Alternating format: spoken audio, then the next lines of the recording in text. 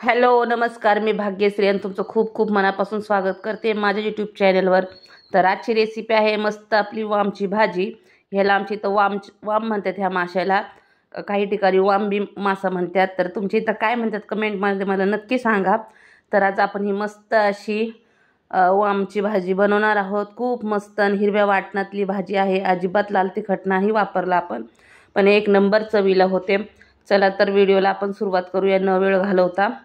तर मी ही काळी वाम घेतलेली आहे। ह्यात दोन प्रकारचे वाम असतात, एक पिवळी असती आणि एक काळी असती। तर ही काळी वाम खूप छान असते खाण्यासाठी। तर अशा प्रकारे काटेही कमी असतात ह्या वाममध्ये, पिवळ्या वाममध्ये थोडेसे जास्त असतात। दिसायला दोन्ही सेमच असतात पण, आणि ह्याला थोडासा वशाळ वास असतो। आपण कितीही धुतलं तरी त्याचा थोडासा वास जात नाही, खाताना वास येतोच। त्यासाठी काय करायचं, धुताना नेहमी थोडंसं कोमट पाणी टाकून असं वाम पूर्ण त्या पाण्यामध्ये भिजवून घ्यायचं आहे, म्हणजे भिजत ठेवायचं 5-1 मिनिटभर। आणि नंतर हे वाम एका ताटात काढून घेऊया आपण 5-1 मिनिटांनी। तर पाहू शकता पाणी किती असं व्हाईट असं झालेलं आहे आणि त्याचं सगळं घाण निघून गेलेले आहे। आता एका बाउलमध्ये ते पुन्हा मी सगळे मासे घेतलेले आहे वामचे, त्यात अर्धा चमचा हळद टाकून घेतलेले आहे आणि अर्धा चमचा मीठ टाकून घेतलेलं आहे। छान त्याला चोळून घ्यायचं आहे, त्यामुळं काय होतं मस्त अशी चव आपल्या वामला येते।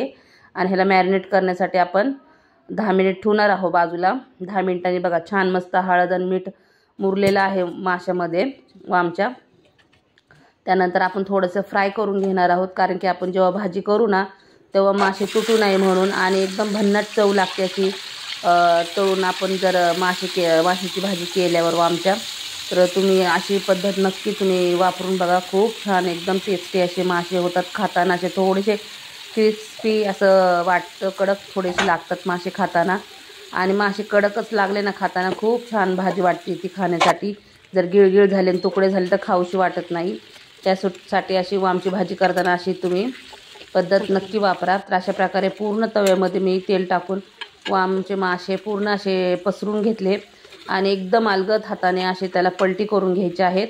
तर पाहू शकता अजिबात गडबड करू नका, एकदम अलगद हाताने आलटी पलटी करून मासे छान मस्त खरपूस असे फ्राय करून घ्यायचे आहे। जास्त काही वेळ लागत नाही, फक्त 10 मिनिट आपण ह्याला फ्राय करून घेणार आहोत। तर छान मस्त आपले मासे फ्राय झालेले आहेत, पाहू शकता। तर आता हे एका प्लेटीत मी काढून घेतलेलं आहे। आता त्याला वाटण करण्यासाठी मसाला बघूया काय काय करायचं आहे आपल्याला। तर मी 10-12 मिरच्या घेतलेल्या आहे। मिरचीचं थोडं तिखटपणा कमी आहे ह्या मिरचीला, त्यामुळे मी मिरचीचं प्रमाण जास्त घेतलेलं आहे। जास्त तिखट असेल तर तुम्ही मिरचीचं प्रमाण कमी करू शकता। तर अशा प्रकारे मिरची छान कट करून घ्यायची, कारण की तळताना खूप पटापट उडती मग मिरची, त्यामुळं अशी कट करूनच तळून घ्यायची कधी पण मिरची। आणि नंतर त्याच्यामध्ये लसूण टाकले, लसणाच्या पाकळ्या घेतल्यात मी 10-12 लहान असल्यामुळे।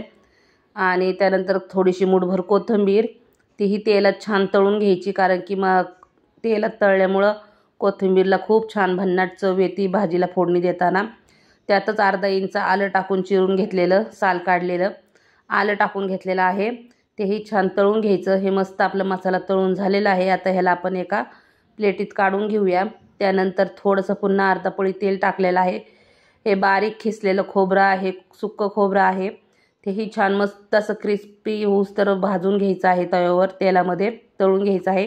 त्यातच अर्धी वाटी मी डाळवं टाकलेलं आहे, किंवा पांढरे फुटाणा डाळ म्हणतात ह्याला। तर तेही छान मस्त तळून घ्यायचं आहे। आणि आता हे छान आपलं क्रिस्पी झालेलं आहे, रंग बदलूस तर तळून घ्यायचं आणि त्याला एका साईडला काढून घ्यायचं। त्यानंतर आता एका मिक्सरच्या भांड्यामध्ये पहिल्यांदा आपण खोबरं आणि डाळ, पांढरी फुटाणा डाळ वाटून घेतलेली आहे। अजिबात पाण्याचा वापर कुठल्याही मसाल्यात करणार नाही आपण।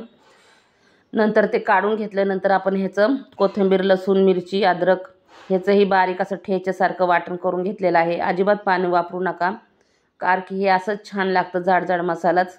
आता ह्याच्यामध्ये एक टोमॅटो मीडियम साईजचा चिरलेला आहे बारीक, आणि एक कांदा घेतलेला आहे छोटासा, तोही छान असं वाटण करून घ्यायचं आहे। तर हे आपली फोडणीच्या मसाल्यांची तयारी झालेली आहे। आता चला देऊया आपण आपल्या वाम माशाची फोडणी करूया।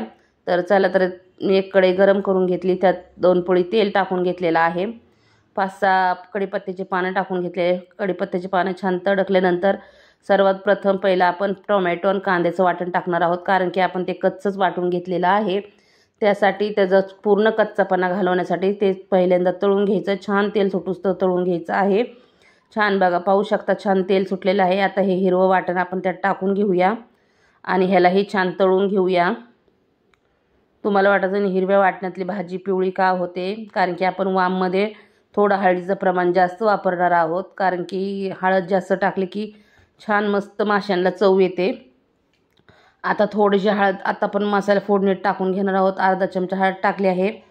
1 चमचा फिश मसाला नसेल तर तुम्ही गरम मसालाही वापरू शकता।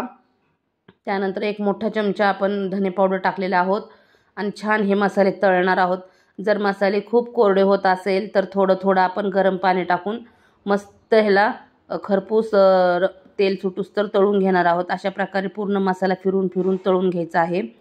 तर पाहू शकता व्हिडिओमध्ये अशा प्रकारे मी पूर्ण मसाला तळून घेतला, छान त्याला तेल सुटलेलं आहे। आता ह्याला थोडंसं शिजवून घेणार आहोत आपण पुन्हा एकदा मसाल्याला।